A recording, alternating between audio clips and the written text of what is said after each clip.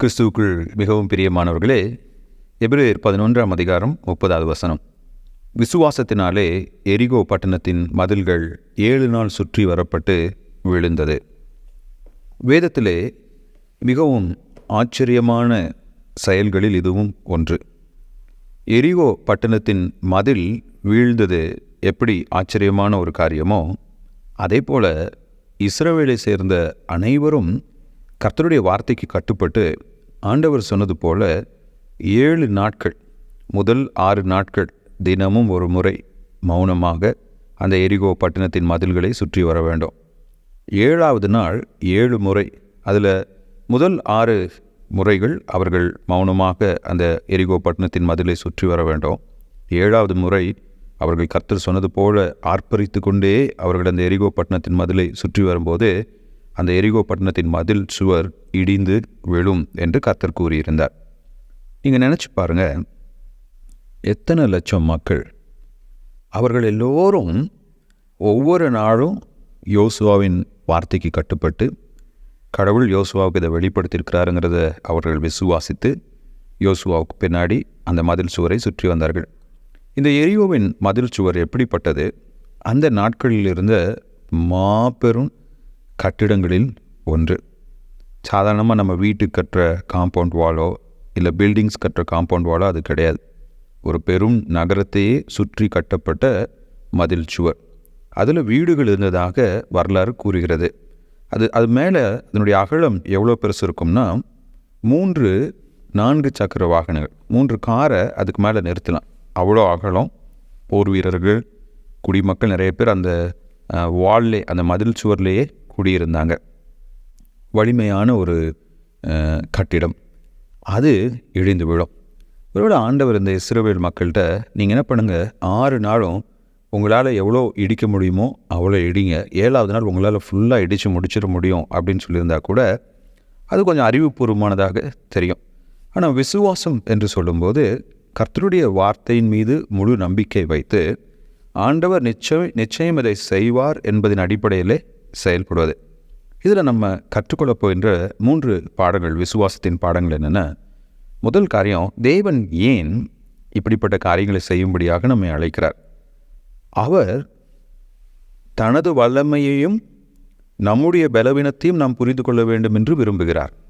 இப்போ இஸ்ரவேல் மக்கள் அந்த 7 நாட்களும் எரிகோவின் மதில் சுவரை சுற்றி வரும்போது அவங்க கற்றுக்கொள்ள வேண்டிய பாடம் என்ன?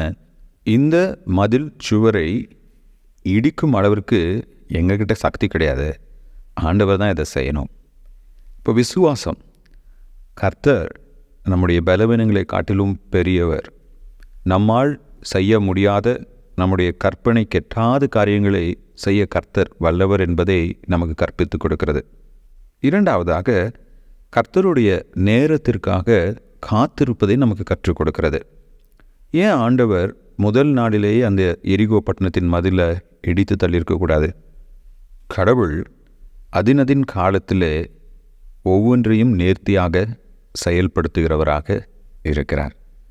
இஸ்ரவேல் மக்கள் கர்த்தர் தன்னுடைய நேரத்தில் செயல்படுபவர் என்பதை கற்றுக்கொள்ள வேண்டும். அதற்காக அவர்கள் 7 நாட்கள் காத்திருக்க வேண்டும்.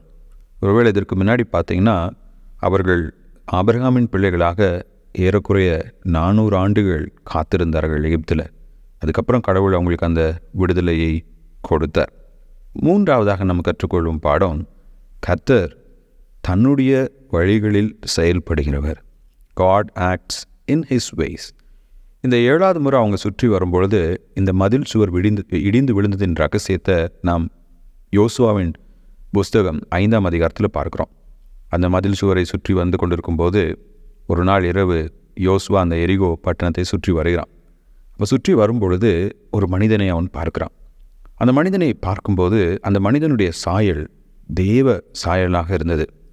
உடனடியாக யோசுவா அந்த மனிதனிடத்தில் ஒரு கேள்வி கேட்கிறார். நீர் எங்கள் பக்கமா இல்லை எரிகோவின் பக்கமா? அப்போ அந்த மனிதன் சொல்கிறான், நான் கர்த்தருடைய தூதன். ஒருவேளை என்னை பார்க்க மனித ரூபத்தில் நான் காணப்பட்டாலும் நான் கர்த்தருடைய சேனைகளின் தலைவனாய் இங்கே இறங்கி வந்திருக்கிறேன். நீ நிற்கிற இடம் பரிசுத்தம் உள்ளது, உன்னுடைய பாதரட்சையை கழட்டி போடு. எப்படி யாத்ராமம் 3ஆம் அதிகாரத்திலே கர்த்தர் மோசேக்கு தரிசனமானாரோ அதே மாதிரி யோசுவா 5ஆம் அதிகாரத்திலே கர்த்தர் தரிசனமாயிருந்தார். அந்த மதில் சுவர் இடிந்து விழுந்தது கர்த்தருடைய சேனையின் செயல். என கண்பானவர்களே, கர்த்தர் எப்போதும் தன்னுடைய நேரத்திலே செயல்படுகிறவராக இருக்கிறார். நாம் கண்காணாத எண்ணிலடங்காத தூதர்கள் எப்போதும் தேவனுடைய பிள்ளைகளுக்கு ஒத்தாசையாய் இந்த உலகத்தில் இயங்கி கொண்டிருக்கிறார்கள். எலிசா தன்னுடைய வேலைக்காரனை பார்த்து சொன்னான், நீ கண்ணை திறந்து பாரு. ஏன்னா அந்த வேலைக்காரன் அவங்களுக்கு முன்னாடி இருக்கிற அந்த சிறிய நாட்டினுடைய இராணுவத்தை பார்த்து பயந்து போனான். ஐயோ, இவ்வளோ பேர் வந்துட்டாங்களே, நம்மளை அழித்து விடுவார்கள் என்று அவன் பயந்தபோது எலிசா அவனுடைய கண்கள் திறக்கப்படும்படியாக செபித்தார். அவன் திறந்து பார்த்த பொழுது எண்ணிலடங்காத தூதர்கள் தேவ பிள்ளைகளை காக்க பாளையம் இறங்கினதை அவனால் பார்க்க முடிந்தது. இந்த உலகத்தில் ஒவ்வொரு நாளும் நம்ம போகும் இடமெல்லாம் நம்மோடு கூட கர்த்தர் தன்னுடைய தேவ தூதர்களை அனுப்புகிறவராக இருக்கிறார். அவருடைய வார்த்தையை நம்ம நம்பி அவருடைய பாதையில் நம்ம செல்லும்போது அவர் நிச்சயமாக நமக்கு ஜெயத்தை கொடுப்பார். இதுதான் அந்த எரிகோ பட்டணத்தின் மதில்கள் வீழ்ந்ததின் மூலமாக நாம் கற்றுக்கொள்ளக்கூடிய விசுவாச பாடம். கர்த்தர் சொல்வதை செய்வார் என்பதை விசுவாசிக்கும் இருதயத்தை நமக்கு கொடுப்பாராக. ஆமேன்.